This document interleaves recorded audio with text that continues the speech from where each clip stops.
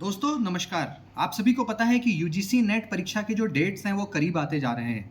ऐसे में आज के इस वीडियो में मैं आपको एक ऐसा यूनिट कराने जा रहा हूं, बताने जा रहा हूं जो आपके 5 क्वेश्चन यानी 10 अंक सुनिश्चित कर सकते हैं। जी हाँ, कम्युनिकेशन, संप्रेषण, ये आपका यूनिट नंबर 4 यानी चौथी इकाई है। साथियों, कम्युनिकेशन क्या होता है, इसके कितने प्रकार हैं, इसके कितने कंपोनेंट्स हैं, मास कम्युनिकेशन क्या होता है, ऐसे प्रश्न एग्जाम में देखने को मिलते हैं। कम्युनिकेशन का मतलब क्या है? जब दो या दो से ज़्यादा व्यक्ति आपस में बात करते हैं, कम्युनिकेट करते हैं, वो मौखिक भी हो सकता है, लिखित भी हो सकता है, सांकेतिक भी हो सकता है, यानी ओरल, रिटन, सिंबॉलिक। आपस में इमोशंस को शेयर किया जा सकता है, फीलिंग्स को शेयर किया जा सकता है, आइडियाज़ को शेयर किया जा सकता है, इन्फॉर्मेशंस को शेयर किया जा सकता है। इन सभी चीज़ों को हम कम्युनिकेशन कहते हैं। कम्युनिकेशन के मुख्यतः 4 प्रकार होते हैं। इंटरपर्सनल कम्युनिकेशन यानी अंतः व्यक्तिगत संचार, इंट्रापर्सनल कम्युनिकेशन यानी अंतर व्यक्तिगत संचार, ग्रुप कम्युनिकेशन यानी समूह संचार, और मास कम्युनिकेशन मतलब जनसंचार। इंट्रापर्सनल कम्युनिकेशन का मतलब होता है जब कोई व्यक्ति खुद से बात करता है, जैसे आप सोते वक्त बात करते हो, नींद में कई बार आप बोलते हो, बड़बड़ाते हो। कई बार हम बहुत ज़्यादा प्रसन्न होते हैं, खुश होते हैं तो खुद से कुछ कुछ बोलने लग जाते हैं। कई बार बहुत परेशान होते हैं तो कुछ खुद से बोलने लग जाते हैं। इसको कहते हैं, कई बार आप इसको सॉलिलॉक्वी कह सकते हो। ये हो गया आपका इंट्रापर्सनल, जब आप खुद से बात करते हो। ये मेडिटेशन, वो भी एक एग्जाम्पल है। दूसरा इंटरपर्सनल कम्युनिकेशन का मतलब, इंटर मतलब जब आप दूसरे से बात करते हो, आप अपने मित्र से बात कर रहे हो, अपने परिवार के लोगों से बात कर रहे हो, अपने पड़ोसियों से बात कर रहे हो, तो ये अंतर व्यक्तिगत संचार यानी इंटरपर्सनल कम्युनिकेशन में आता है। तीसरा ग्रुप कम्युनिकेशन यानी समूह संचार।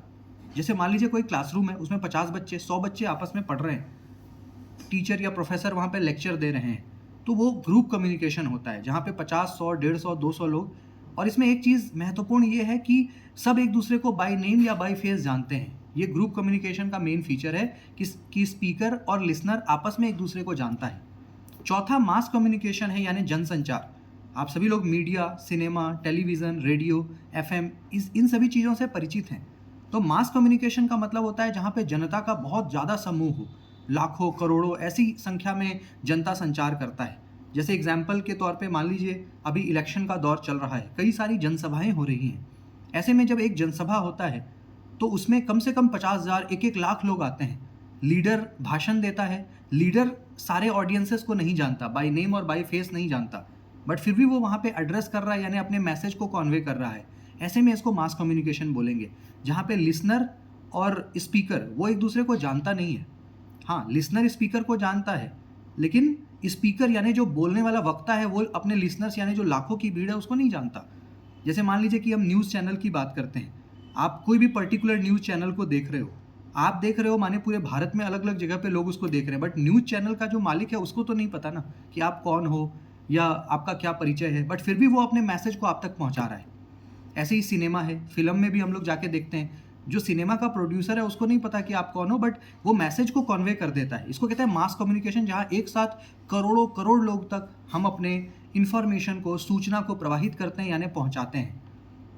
इसके बाद हमारा और भी कुछ कम्युनिकेशन के टाइप्स इसमें इंपॉर्टेंट हैं, जैसे upward communication, downward communication, cross wise communication, intercultural communication.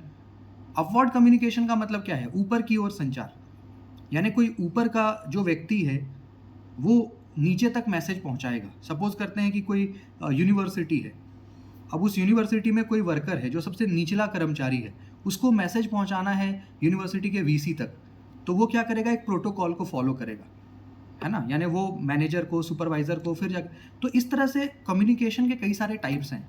Formal, informal communication यानी औपचारिक संचार, अनौपचारिक संचार, इन चीज़ों को आपको पढ़ना चाहिए। इसके अलावा कंपोनेंट्स ऑफ कम्युनिकेशन भी है, जिसमें आपका यू कैन से सेंडर है, फिर मैसेज है ना, फिर आपका रिसीवर है, फिर आपका फीडबैक है।